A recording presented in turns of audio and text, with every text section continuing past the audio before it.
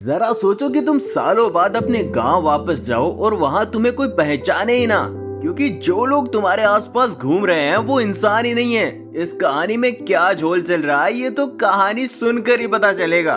कहानी की शुरुआत होती है गैरी किंग नाम के एक आदमी से, जो 22 जून 1990 की कहानी सुना रहा था। ये उनके स्कूल का आखिरी दिन था, इसलिए वो और उसके दोस्त काफी ज्यादा खुश थे। उनकी गैंग में 5 लोग थे। पहला ओलिवर, जो सबसे फनी था, पीटर जो सबसे छोटा था, स्टीवन जो लड़कियों से फ्लर्ट करने में काफी अच्छा था, और एंडी जो गैरी का सबसे खास दोस्त था। वो सभी एक छोटे से शहर में रहते थे और बचपन से ही दोस्त थे। अब स्कूल खत्म होने की खुशी में उन्होंने गोल्डन माइन नाम का एक चैलेंज पूरा करने की सोची, जिसे पूरा करने के लिए उन्हें शहर में 12 पब्स में जाकर हर एक में बियर पीनी होगी। जल्द ही वो अपने सफर पर निकल पड़े और रास्ते में तो ओलिवर की हवा टाइट हो गई। खैर बाकी सब फिर से आगे बढ़ते रहे। खैर 9वें पब में उनकी कुछ लड़कों से लड़ाई हो गई। अब वो नशे में इतने धुत थे कि आगे नहीं बढ़ सकते थे। किसी को चोट लग गई थी तो कोई उल्टियां कर रहा था, इसीलिए वो अगले 3 पब्स में गए ही नहीं और पहाड़ी की चोटी से एक टूटता हुआ तारा देखने लगे। इसके बाद गैरी नशा छोड़ने के एक प्रोग्राम में उस दिन की कहानी सुना रहा था, क्योंकि ये दिन उसकी जिंदगी का सबसे अच्छा दिन था। एक बच्चे ने उससे पूछा कि वो बाकी के 3 पब्स में क्यों नहीं गए, तो गैरी एक गहरी सोच में पड़ गया और उसके चेहरे पे एक अजीब सी मुस्कान आ गई। इसके बाद हम देखते हैं कि गैरी ने अपने पुराने दोस्तों के साथ मिलकर एक बार फिर से गोल्डन माइल चैलेंज को पूरा करने का फैसला किया, क्योंकि वो सब इस चैलेंज में नहीं आना चाहते थे, क्योंकि उन्हें पता था कि एंडी तो इस चैलेंज में किसी भी हाल में नहीं आएगा, क्योंकि उसकी और गैरी की लड़ाई हो गई थी। लेकिन गैरी ने उन सबको विश्वास दिलाया कि भाई तुम लोग तो तैयार हो जाओ, उसको भी मैं लेके आऊंगा पक्का। इसके बाद वो एंडी से मिलने गया, जो कि अब कॉर्पोरेट वकील था। खैर अब गैरी ने एंडी को अपने साथ गोल्डन माइल चैलेंज में चलने को कहा, लेकिन एंडी ने इससे साफ इनकार कर दिया। गैरी ने कहा कि हाल ही में उसकी माँ कैंसर से चल बसी, जिस वजह से वो बेहद परेशान है। और ये सुनकर एंडी को गैरी के लिए काफी बुरा लगा। खैर फिर अगले दिन ओलिवर, पीटर और स्टीवन ट्रेन स्टेशन पे पहुँचे तो एंडी पहले ही वहाँ मौजूद था। जल्द ही गैरी वही स्कूल वाली पुरानी गाड़ी लेकर वहाँ आया और वहाँ सभी अपने होम टाउन के लिए निकल पड़े, जहाँ वो 20 साल से नहीं गए थे। वहाँ पहुंचकर उन्होंने होटल में कमरे लिए और जल्द ही चैलेंज के लिए निकल पड़े। और जब वो पहले पब में पहुंचे तो बारटेंडर ने उन्हें पहचाना ही नहीं, जिससे उन्हें थोड़ी हैरानी हुई। साथ ही वहाँ पे मौजूद लोगों के चेहरों पे एक जैसे हाव भाव थे। खैर गैरी ने बियर की 5 ग्लासेस मांगे तो एंडी ने कहा कि उसने कई सालों से शराब नहीं पी है। फिर उसने बियर की जगह पानी पिया, जिससे गैरी बिल्कुल खुश नहीं था। खैर वो अगले पब में गए तो हैरानी की बात ये थी कि ये भी पहले पब जैसे हूबहू था। और तो और यहाँ के बारटेंडर ने भी उन्हें नहीं पहचाना, जिससे उन सबको और अजीब लगने लगा। खैर बियर पीते पीते ओलिवर को अपनी बहन सैम का फोन आया। उसने बताया कि वो भी अपनी सहेलियों से मिलने के लिए शहर में आई हुई है, और जल्द ही सैम भी वहाँ पे आ गई। और सभी लोग यही सोच रहे थे कि सैम आज भी उतनी ही सुंदर है। सैम उनसे थोड़ी देर बात करके वॉशरूम चली गई तो गैरी ने सोचा कि इशारा कर रही है मुझे, लेकिन फिर सैम ने उसे थप्पड़ मार के भगा दिया।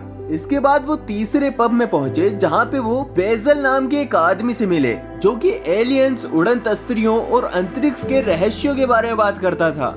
गैरी ने उससे बात करने की कोशिश की, लेकिन बेजल ने तो उसे पहचाना ही नहीं। खैर जब गैरी ने बियर ऑर्डर की तो बारटेंडर ने बियर देने से इनकार कर दिया और कहा कि 1990 में उन्हें इस पब से बैन कर दिया गया था। ये सुनकर वो सब बाहर आ गए, लेकिन गैरी ने फिर भी 2-4 घूंट लगा ही लिए। इसके बाद वो चौथे बार में पहुंचे। वहाँ बियर पीते हुए वो सैन नाम के एक आदमी से मिले, जो स्कूल में उन्हें परेशान किया करता था। पर सैन को तो ऐसा कुछ याद ही नहीं था और सबको उस पे बहुत गुस्सा आया। पर गैरी ने बात घुमाने की कोशिश की, इससे सब और भड़क गए। तो गैरी वॉशरूम चला गया और इधर पीछे से उसके फोन पर उसकी माँ का कॉल आ गया, जो कि उसके मुताबिक कैंसर से मारी गई थी। उधर वॉशरूम में गैरी ने एक लड़के से बात करने की कोशिश की, पर उसने गैरी पर ध्यान ही नहीं दिया, जिससे गैरी को गुस्सा आ गया और उनकी हाथापाई शुरू हो गई। वो लड़का बहुत अच्छा फाइटर था, पर गैरी ने उसे उठाकर टॉयलेट में पटक दिया।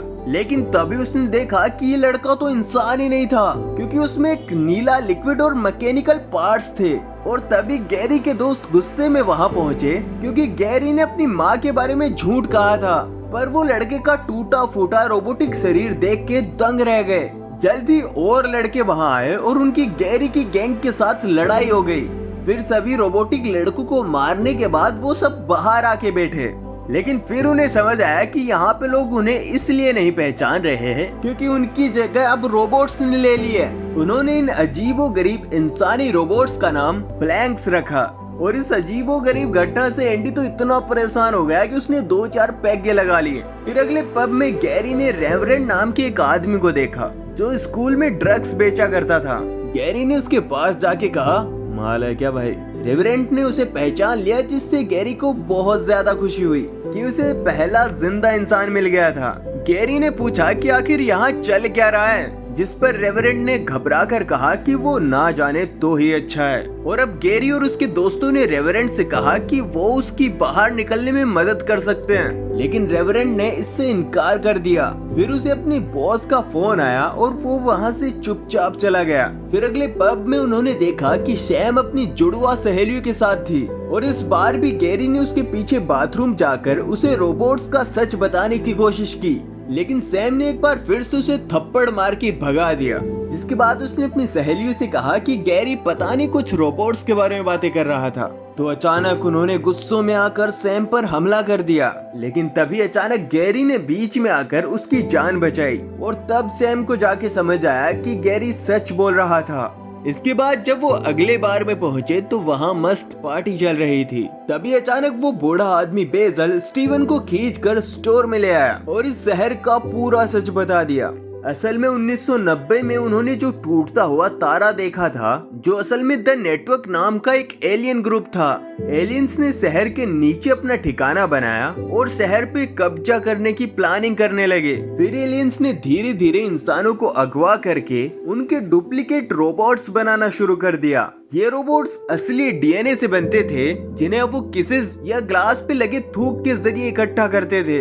ये सुनकर स्टीवन अपने दोस्तों को बचाने के लिए दौड़ा, जो नशे की हालत में ब्लैंक के साथ काफी घुल मिल रहे थे। वो सैम की मदद से सबको बाहर लाया और बेजिल का बताया हुआ पूरा सच उन्हें बता दिया। स्टीवन ने कहा कि उन्हें इसी वक्त घर वापस चलना चाहिए, लेकिन गैरी ने साफ इनकार कर दिया और ओलिवर ने भी उसका साथ दिया, क्योंकि असल में वो लोग अब भी किसी भी हालत में ये चैलेंज पूरा करना चाहते थे। इसके बाद वो एक सुनसान बार में पहुंचे, जहां उनका पुराना प्रोफेसर सेफर्ड उनका इंतजार कर रहा था। सेफर्ड ने उन्हें कहा कि उन्हें भी द नेटवर्क में शामिल हो जाना चाहिए। तब ओलिवर भी प्रोफेसर की तारीफों के पुल बांधने लगा, लेकिन एंडी से ये सब सहन नहीं हुआ और उसने अचानक ओलिवर का सर फोड़ दिया और उसमें से नीला लिक्विड बहता देखकर सब लोग हैरान रह गए। असल में जब ओलिवर पहले बाथरूम गया था तो उस पे हमला करके उसे भी ब्लैंक बना दिया गया था। जल्दी वहाँ मौजूद बाकी ब्लैंक्स ने गैरी के ग्रुप पे हमला कर दिया और उन लोगों ने भी जवाब में कई ब्लैंक्स के सर फोड़े, पर ब्लैंक्स अपनी पार्ट्स को जोड़कर फिर से पहले जैसे हो जाते। फिर उन्हें एहसास हुआ कि वो ऐसे तो जीत नहीं पाएंगे, इसलिए गैरी सैम को लेकर भाग गया। वो सैम की गाड़ी तक पहुँचे, जिसके जरिए वो शहर से भाग सकते थे। उधर गैरी सैम को भेजकर खुद अपने दोस्तों की मदद के लिए रुक गया।